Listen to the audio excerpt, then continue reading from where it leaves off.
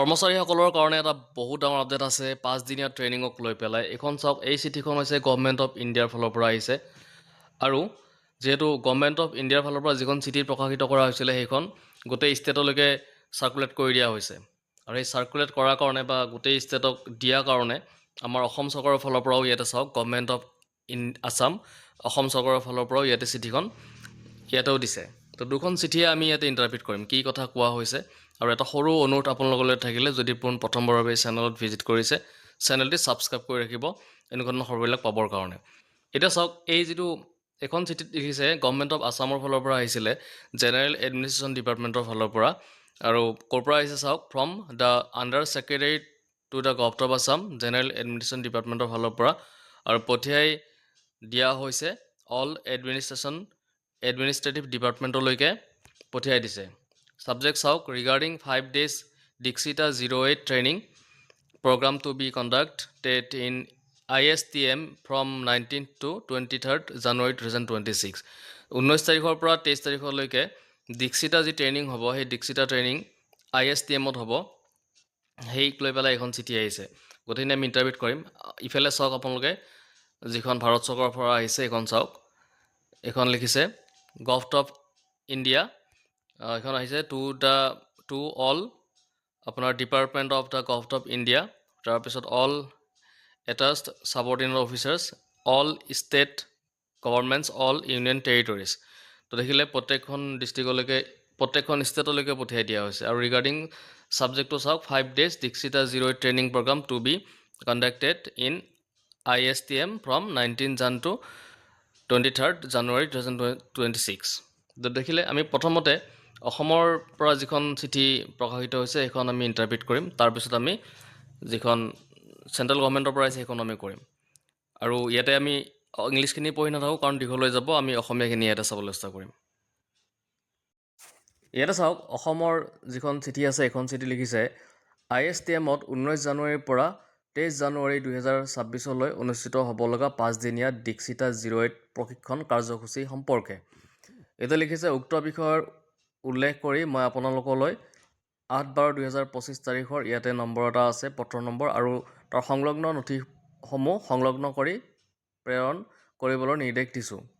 এই পত্ৰ আৰু সংলগ্ন নথিসমূহ ARTPPG বিভাগৰ উপসচিবৰ পৰা প্ৰাপ্ত হৈছে, য'ত 19 জানুৱাৰীৰ পৰা 23 জানুৱাৰী 2026লৈ ISTMত অনুষ্ঠিত হ'ব লগা 5 দিনীয়া দীক্ষিতা 08 প্ৰশিক্ষণ কাৰ্যসূচীৰ বিৱৰণ দিয়া হৈছে। অনুৰোধ কৰা হৈছে যে আপোনালোক বিষয়টো জানিব আৰু প্ৰয়োজনীয় ব্যৱস্থা গ্ৰহণ কৰিব।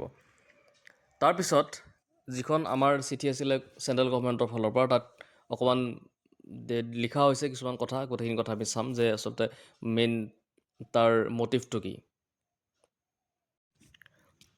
ইয়াতে চাওক, ভাৰত চৰকাৰৰ ফালৰ পৰা এখন চিঠি আহিছিলে 4 নৱেম্বৰ 2025 তাৰিখত আৰু ইয়াতে দিয়া হৈছে মন্ত্ৰণালয়, ভাৰত চৰকাৰৰ বিভাগসমূহৰ সমস্ত সংলগ্ন আৰু অধীনস্থ কাৰ্যালয়সমূহ, সমস্ত ৰাজ্য চৰকাৰৰ কেন্দ্ৰীয়শাসিত অঞ্চল, ৰাজ্য চৰকাৰ আৰু কেন্দ্ৰীয় শাসিত অঞ্চল, তাৰপিছত কেন্দ্ৰীয় সতৰ্কতা আয়োগ, নিৰ্বাচন আয়োগ, ভাৰত UPSC, চৰকাৰী উদ্যোগ, স্বায়ত্তশাসিত সংস্থা তেওঁলোকলৈ পঠিয়াই দিয়া হৈছে। আৰু বিষয়টো চাওক, ISTMত 19 জানুৱাৰী 2026ৰ পৰা 23 জানুৱাৰী 2026 পৰ্যন্ত 5 দিনীয়া দীক্ষিতা 08 প্ৰশিক্ষণ কাৰ্যসূচী। মই নিৰ্দেশ দিছোঁ যে দীক্ষিতা 08 প্ৰশাসনত সামগ্ৰিক পৰিৱৰ্তনৰ বাবে দৃষ্টিভংগী, জ্ঞান আৰু দক্ষতাৰ বিকাশ শীৰ্ষক 5 দিনীয়া প্ৰশিক্ষণ কাৰ্যসূচী 19 জানুৱাৰী 2026ৰ পৰা 23 জানুৱাৰী 2026 পৰ্যন্ত সঞ্চালন কৰা হ'ব। এই প্ৰশিক্ষণ কাৰ্যসূচী সচিবালয় সহায়ক, জ্যেষ্ঠ সচিবালয় সহায়ক SSA আৰু সমতুল্য কৰ্মচাৰী যিসকলৰ 2 পৰা 6 বছৰ সেৱা আছে তেওঁলোকৰ বাবে নিৰ্ধাৰিত। কাৰ্যসূচীৰ লক্ষ্য, পাঠ্যসূচী, অংশগ্ৰহণকাৰী স্তৰ আৰু প্ৰকাৰ, স্থান আদি বিষয়ে Annexure 1ত দিয়া হৈছে। কাৰ্যসূচীটো অফলাইন মোডত অনুষ্ঠিত হ'ব। কাৰ্যসূচীখনৰ বাবে মনোনয়ন ফৰ্ম অনলাইনত ISTM ৱেবছাইটত ভৰ্তি কৰিব পাৰি।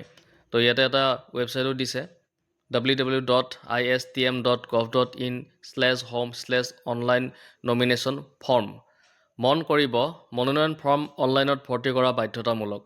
তথাপি মনোনীত ব্যক্তি নিশ্চিত কৰিব যে তেওঁলোকৰ মনোনয়ন তেওঁলোকৰ প্ৰয়োজক কৰ্তৃপক্ষৰ দ্বাৰা অনুমোদিত হোৱাৰ পাছতেই অনলাইনত আবেদন কৰিব। প্ৰয়োজক কৰ্তৃপক্ষৰ পত্ৰ প্ৰেৰণ কৰা যাব পাৰে, পোষ্ট যোগে বা স্কেন কৰা প্ৰতিলিপি ইমেইল যোগে প্ৰেৰণ কৰিব পাৰি। তাৰপিছত কৈছে যিসকল কৰ্মচাৰী তেওঁলোকে সম্পূৰ্ণ সময় উপস্থিত থাকিব পাৰে তেনেকুৱা মানুহক বা তেনেকুৱা কৰ্মচাৰীক ইয়াতে চাব দিছে কথাখিনি। মনোনয়ন প্ৰদান কৰোঁতে এনেক্সাৰ 1 উল্লেখ কৰা অংশগ্ৰহণকাৰী স্তৰ তাৰপিছত প্ৰকাৰ মনত ৰাখিব লাগিব। যিসকল কৰ্মচাৰী ইতিমধ্যে ISTM বা আন প্ৰতিষ্ঠানৰ দ্বাৰা সদৃশ কাৰ্যসূচীত অংশগ্ৰহণ কৰিছে তেওঁলোকক মনোনয়ন কৰা উচিত নহয়। সম্পূৰ্ণ মনোনয়ন 16 জানুৱাৰী 2026 ভিতৰত লিখিতভাৱে প্ৰেৰণ কৰিব লাগিব। কেৱল সেই প্ৰাৰ্থীয়ে এই প্ৰশিক্ষণ কাৰ্যসূচীত যোগদান কৰিব পাৰিব যাৰ মনোনয়ন ISTMৰ দ্বাৰা গ্ৰহণ কৰা হৈছে।